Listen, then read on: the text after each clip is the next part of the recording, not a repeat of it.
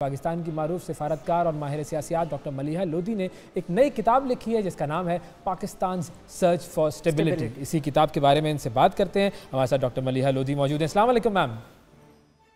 جی وعلیکم السلام ڈاکٹر صاحبہ، کنگریچولیشن سب سے پہلے تو، اور بڑے ہی کہتے ہیں نا اہم موڑ پر اہم جو ٹرن ہے آپ نے اس قوم کو دیا ہے آپ نے کہ وہی الیکشنز کے بعد فوراً آپ کی یہ کتاب آئی ہے پاکستان سرچ فار اسٹیبلٹی۔ سب سے پہلے تو اس پہ آنے سے پہلے میں چاہوں گی کہ آپ لوگوں کو یہ تسلی دے دیں کہ اس میں آپ نے کوئی فارمولہ بھی بتایا ہے اسٹیبلٹی کا، کچھ بتایا ہے اسٹیبلٹی کیسے آئے گی؟ پہلے تو میں یہ کہوں گی کہ اس کا مقصد یہ تھا کہ اس کی پبلیکیشن ایسے وقت پہ ہو جب کہ انتخابات ہو چکے ہوں اور نئی حکومت جو ہے وہ تشکیل اس کی ہو چکی ہو۔ تو میں بہت ہی مشکور ہوں آکسفورڈ یونیورسٹی پریس کو، اس لیے کہ انہوں نے بالکل ہی ریپڈلی اس کو پبلش کیا ہے۔ جہاں تک آپ کا سوال ہے، دیکھیں یہ کتاب جو ہے یہ پاکستان کے مختلف چیلنجز کے بارے میں کور کرتی ہے اس کو۔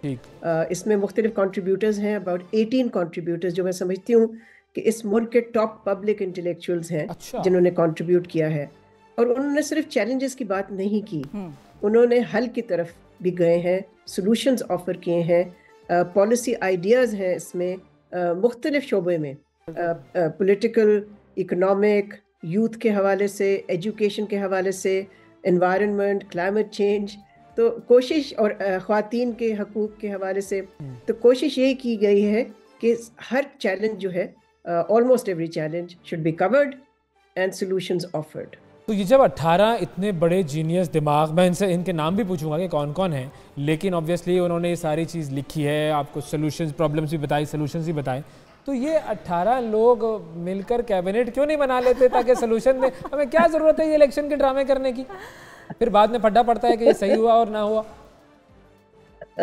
نہیں، میرا خیال ہے ہمارا جو کام ہے وہ ہے ٹو آفر آئیڈیاز اور پالیسی سولوشنز، جس کی میں نے بات کی، ان لوگوں کے لیے جو کہ منتخب ہو کے آتے ہیں۔ تو اب امید یہ ہے کہ جو الیکٹڈ گورنمنٹ آئے گی، جو لگتا ہے کہ کافی دقت سے آ رہی ہے، لیکن جب بھی وہ آئے گی شاید وہ اس پہ تھوڑا سا اٹینشن اپنا فوکس کرے کہ انہوں نے کرنا کیا ہے۔ اس لیے کہ دیکھیں انتخابات صرف اس لیے تو نہیں ہوتے نا کہ لوگ الیکٹ ہو کے آ جائیں، وہ تو اس لیے ہوتے ہیں نا کہ پبلک انٹرسٹ اور پبلک ویلفیئر کے لیے وہ کیا کرنے کو تیار ہوتے ہیں۔ تو میں آئی ہوپ کہ یہ کتاب جو ہے یہ ایک کنٹریبیوشن ہے ٹورڈز دیٹ ایم۔ ہمارے جو آئیں الیکٹ ہو کر وہ کتاب پڑھ لیں اور اس کے بعد اس کے اوپر کچھ نظر ثانی کریں کہ ہاں ہمیں کس کو اس سے مدد لینی ہے، یہ بڑا مشکل ہے۔ میں صرف ایک چھوٹا سا سوال پوچھوں گا آپ سے، جواب آپ جیسے چاہیں دیں۔ یہ جو کچھ اس الیکشن میں ہوا، یا جو کچھ اس الیکشن کے نام پہ ہوا، آپ کو کیسا لگا کہ یہ کیا ہوا ہے؟ کچھ تھوڑا سا آپ سمجھا سکیں گی ہم؟ دیکھیں یہ تو سارا ملک ہی اب سمجھنے کی کوشش کر رہا ہے، لیکن یہ ضرور ہے کہ اس وقت جس الیکشن کا ہمیں توقع تھی کہ اس سے پولیٹیکل سٹیبلٹی آئے گی، وہ تو لگتا ہے کہ نہیں آئی، اس لیے کہ ایک ڈیوائیڈڈ اور فریکچرڈ مینڈیٹ دیا ہے ووٹرز نے۔